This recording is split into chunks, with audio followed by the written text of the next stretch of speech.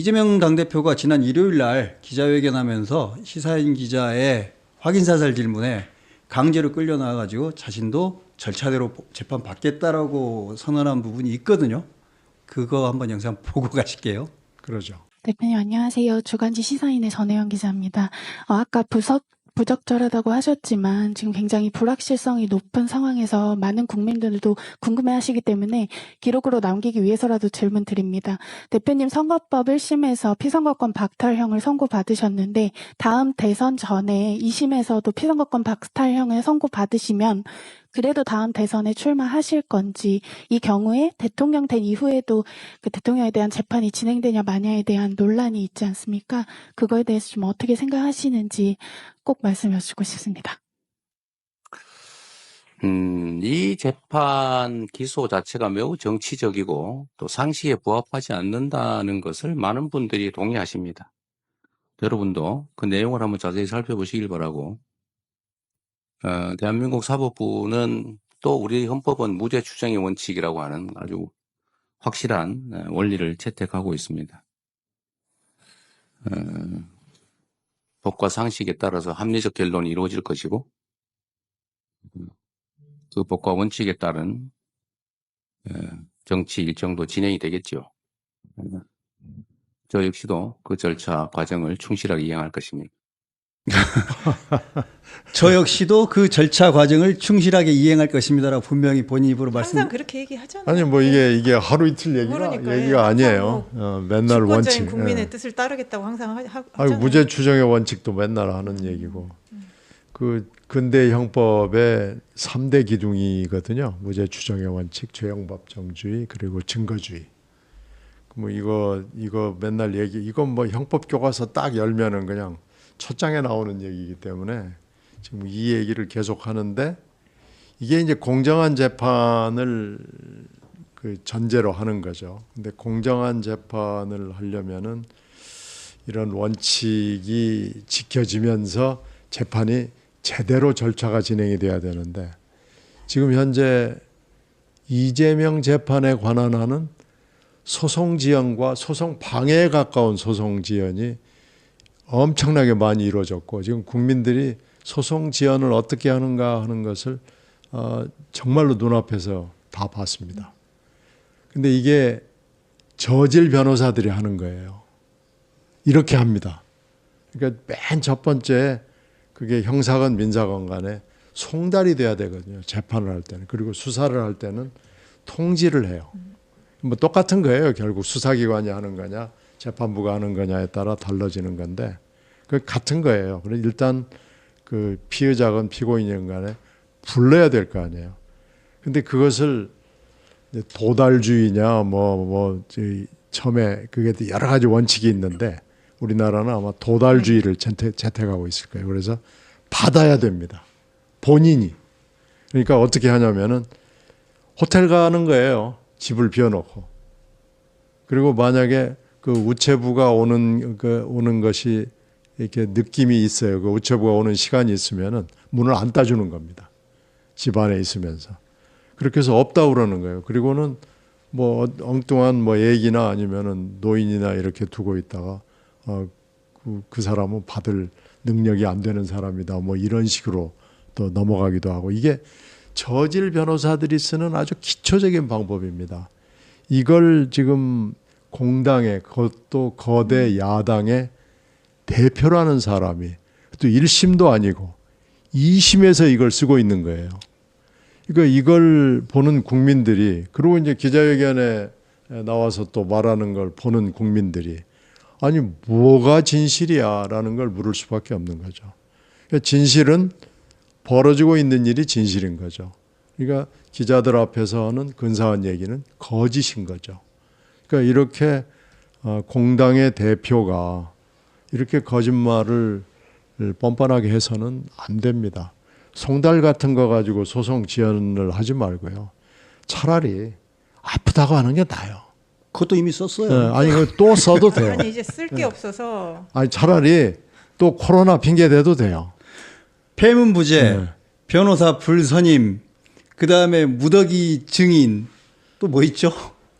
방법이 정말 5만 가지 방법들을 다 보여주신 것 같은데, 아이고 이제 기피 신청 있죠. 기피 신청도 지금 아니 이제 일요일 날 저 방송해놓고 그 다음 날 월요일 날 재판부 기피 신청해 버리잖아요. 또 바로. 기피 신청도 이번이 처음이 아니에요. 그러니까 기피 신청 이제 이 제도가 기피 회피 제척이라는 세 가지 제도가 우리 이게 말하자면 유럽에서 나온 제도인데 기피 회피 제척 세 가지가 있는데 이제 회피나 뭐 이런 것은 판사 본인이 하는 거기 때문에 그 검사나 판사가 하는 거기 때문에 그건 안 되고 기피는 피고인이 할 수 있는 거예요.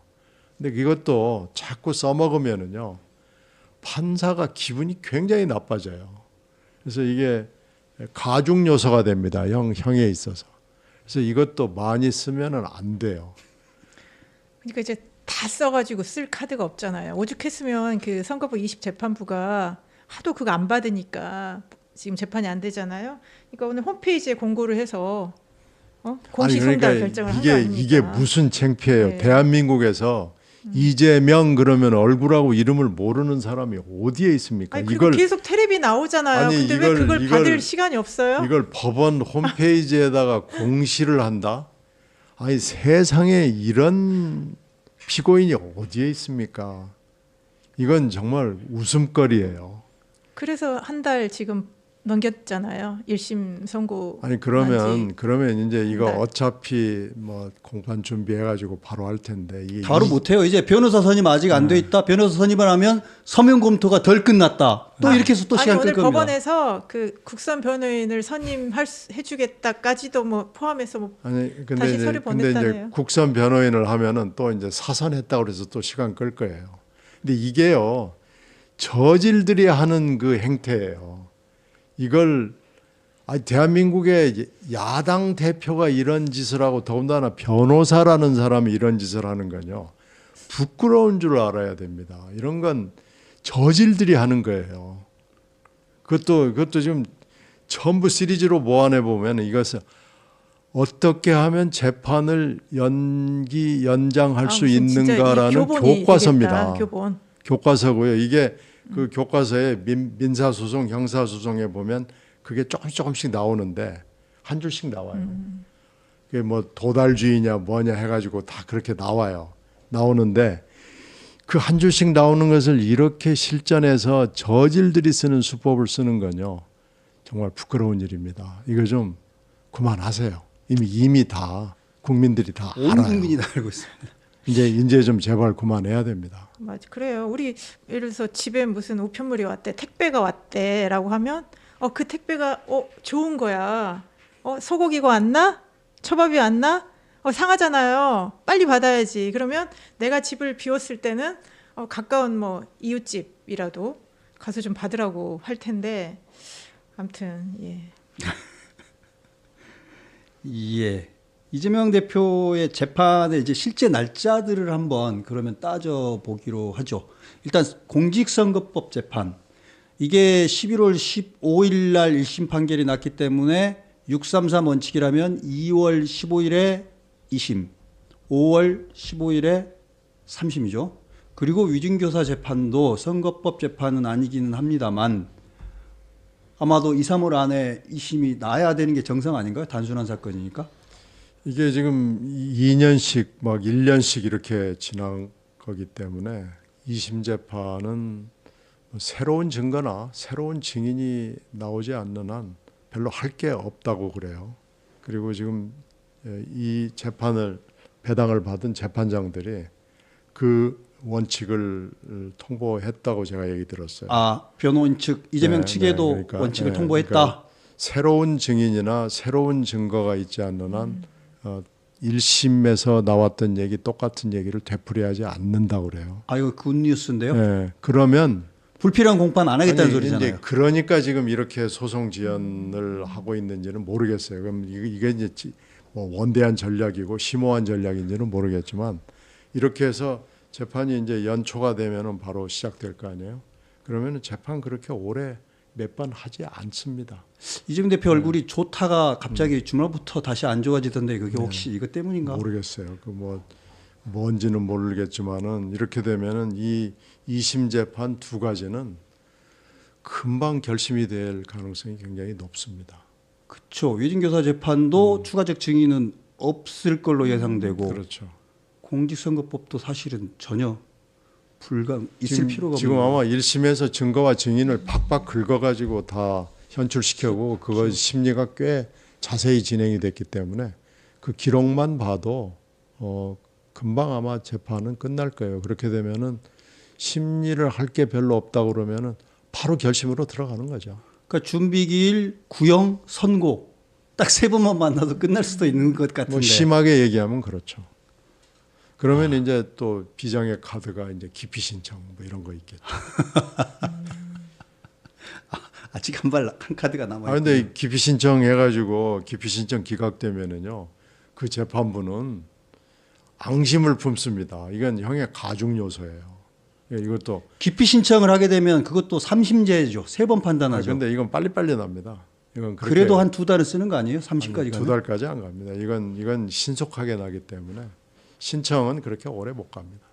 근데 오늘 그 대북 송금 재판부는 어쨌든 기피 신청을 기피 신청이 받아들여졌고 확정이 된 게 아니라 대법원의 의견을 받아보겠다. 아마 예, 그렇게 예. 된 것 같더라고요.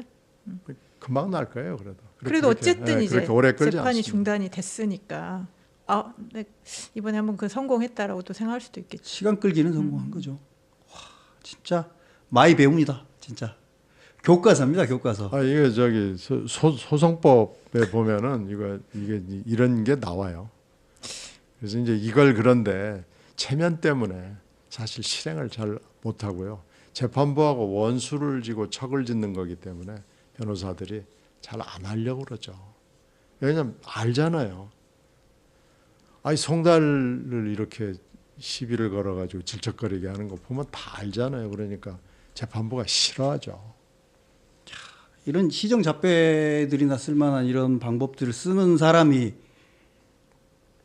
혹여라도 대통령이 돼가지고 법과 질서를 수호하는 사람이 되겠다라고 말하면 국민들이 믿어줄까요? 다 나도 대통령 같은 사람이 될 거야 할 것 같은데. 생각만 해도 모골이 송연합니다. 아이고.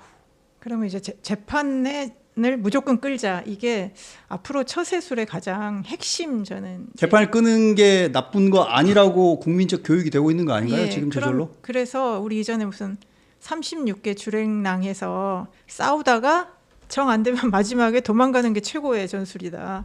우리 이렇게 얘기하잖아요. 아니, 이거 뭐 저기- 앞으로 생존에 있어서는 무조건 질질 끈다. 이게 정말 그러니까 최고의 그게 전략이 이제- 될 것 이제 같은데요. 경찰, 검찰, 뭐 법원에 그 속담 비슷한 게 있어요. 1도 2부 3백이라고 이제 1도 2부 그 얘기했잖아요. 300. 네, 어제 그렇죠. 어제 들어가신 일도, 분이 얘기하지 않았나요? 첫 번째는 도망, 도망간. 두 번째는 부인, 세 번째는 백 그렇다고 해서 1도 2부 3백이라고 이게 경찰, 검찰 근처에서는 이 유명한 속담입니다. 그거 이재명 대표가 과거에 다 써먹었던 예, 겁니다. 이재명 일도도 대표가- 도망도 예, 가봤고 예. 부인도 해봤고 백도 써본 것 같은데요. 이 대표가 옛날에 많이 이 얘기 하고 다녔어요. 그리고 잡히기 전에는 반드시 핸드폰 어디 강에 가서 던지라고도 하고 뭐 그래가지고 그것 때문에도 시끄러웠죠. 참 많이 부끄럽습니다.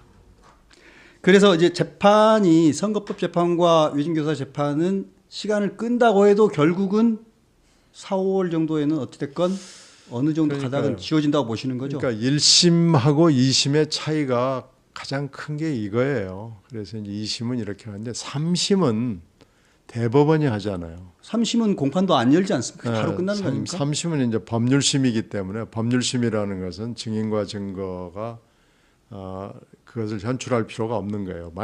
아주 특별한 경우에 물론 있지만은 그건 뭐 거의 예외적인 거고 법률심이니까 법률 적용한 게 틀렸냐 맞았냐 이것만 보거든요. 그러니까 기록 검토만 하고 피고인을 부르지도 않습니다. 그리고 그 선고하는 날 피고인이 안 가도 됩니다. 그러니까 피고인은 그때부터는 이제 어떻게 보면은 재판하고 상관이 없어요. 근데 다만 대법원은 선고 날짜를 알 수가 없어요. 그리고 대부분의 선고가 그 7자 판결이라고 그래서 상고를 기각한다는데 이제 문제는 언제 선고가 나올지를 아무도 짐작을 할 수 없다는 게 그게 이제 문제인데 이제 그러니까 무슨 얘기냐면은 대법원이 이것은 빨리 해야 되겠다고 마음먹으면 바로 할 수 있습니다. 뭐 피고인을 부를 필요도 없죠. 증거는 아예 쳐다보지도 않죠. 증인도 부르지도 않죠. 그러니까 그냥 대법원이 내일이라도 기록 다 봤죠. 이제 저희 재판부에 들어가잖아요. 그럼 이제 3명이 보는 거 아니에요. 3명이 보고 자, 이 기록을 먼저 보세요. 다 봤죠. 선고합시다. 그럼 선고하는 거예요. 그러니까 이건 그냥 순식간에 나올 수도 있고 몇 년 묵힐 수도 있고 그런 거죠. 대법원 판결은 그런 게 특징입니다. 대통령에 대한 탄핵 심판이 엄정하게 이루어져야 되고 충분한 방어권도 당연히 지켜줘야 되지만 불필요하게 시간을 끄는 일도 없어야 되듯이 그만큼이나 중요한 것이 이재명 대표의 재판 2심과 3심. 이게 왜냐하면 이 다음 대통령이 될 수도 있는 유력 정치인이기 때문에 그분에 대한 판결을 무죄면 빨리 무죄로 내줘야 되는 것이고 유죄면 빨리 유죄로 해줘야 되는 것이고 그거가 제가 보기에는 지금 윤석열 대통령에 대한 심판만큼이나 저는 중요하다고 생각합니다. 이거를 해야죠. 이게 정치적으로도 연결돼 있어요. 물론 사법적으로는 연결돼 있지 않지만 정치적으로는 이거 분명히 연결돼 있기 때문에 법원도 충분히 이 사실을 알고 있죠. 그래서 이 재판은 저는 오래 끌지 않을 걸로 오래 봅니다. 끌지 않는다. 네.